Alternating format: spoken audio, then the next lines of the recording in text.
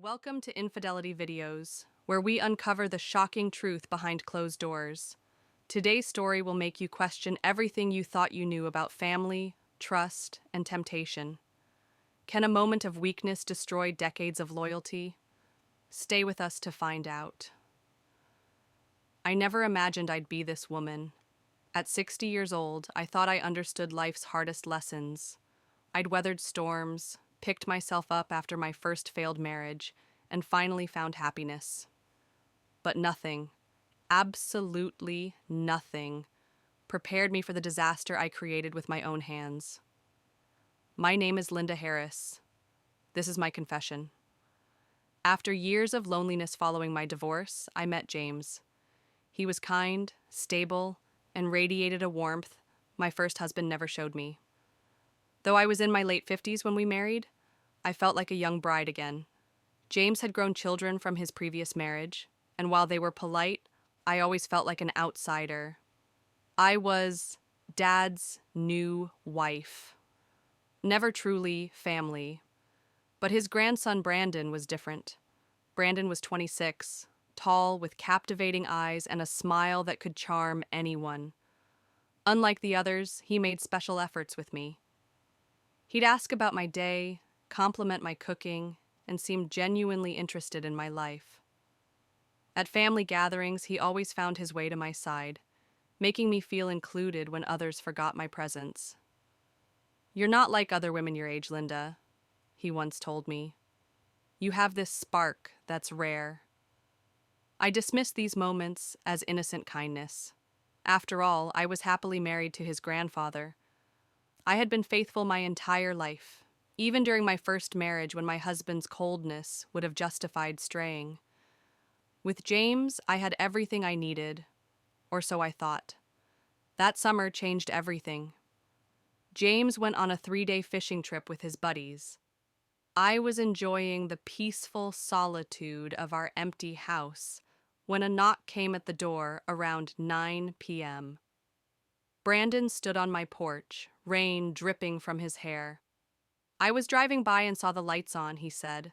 "Thought I'd check if you needed anything while Grandpa's away." I invited him in, offered him a towel and a drink.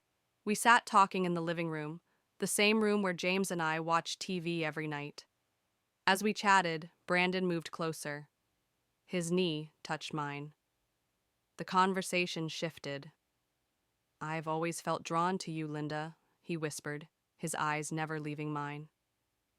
"There's something between us. I know you feel it too." I should have stood up. I should have reminded him I was his grandfather's wife. I should have asked him to leave. Instead, I sat frozen as he leaned forward and kissed me. Maybe it was loneliness.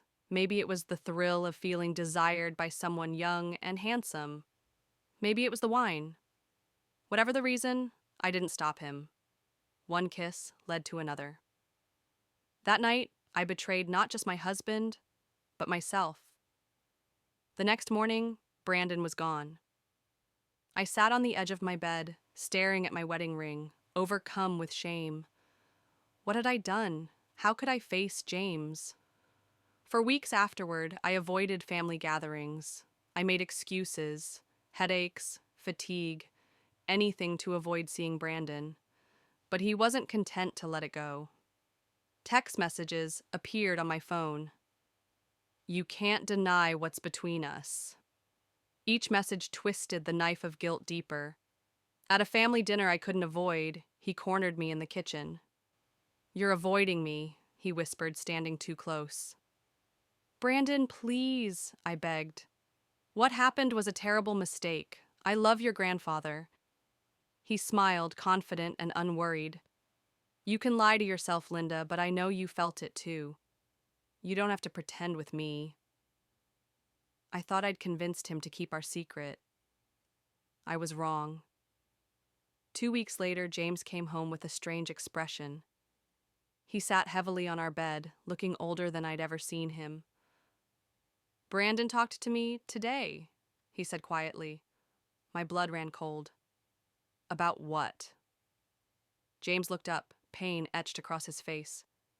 He told me he's in love with you. I couldn't breathe. James, He swears nothing happened between you, James continued. But I need to hear the truth from you. In that moment, I had a choice. I could lie and possibly save my marriage, or tell the truth and certainly destroy it. Looking into the eyes of the man who had loved me so completely, I couldn't lie. I'm so sorry, I whispered, tears streaming down my face. James didn't yell.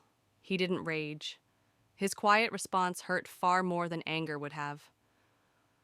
I never imagined my own grandson would do this, he said. And I never imagined you would let him. Though James didn't immediately ask for divorce, our marriage died that day. The warm looks, gentle touches, and deep trust vanished. We became strangers, sharing a home.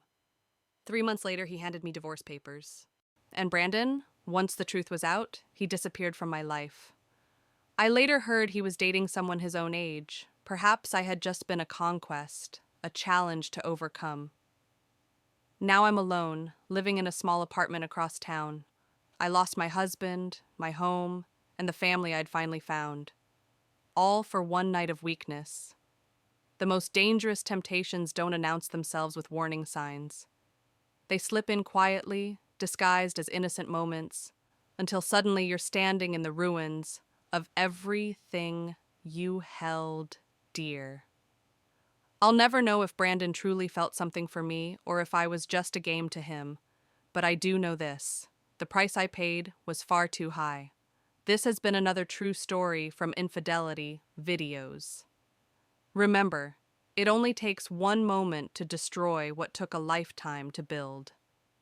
If you've experienced something similar, share your story in the comments below. And don't forget to subscribe to hear more hidden truths that lurk in the shadows of seemingly perfect relationships.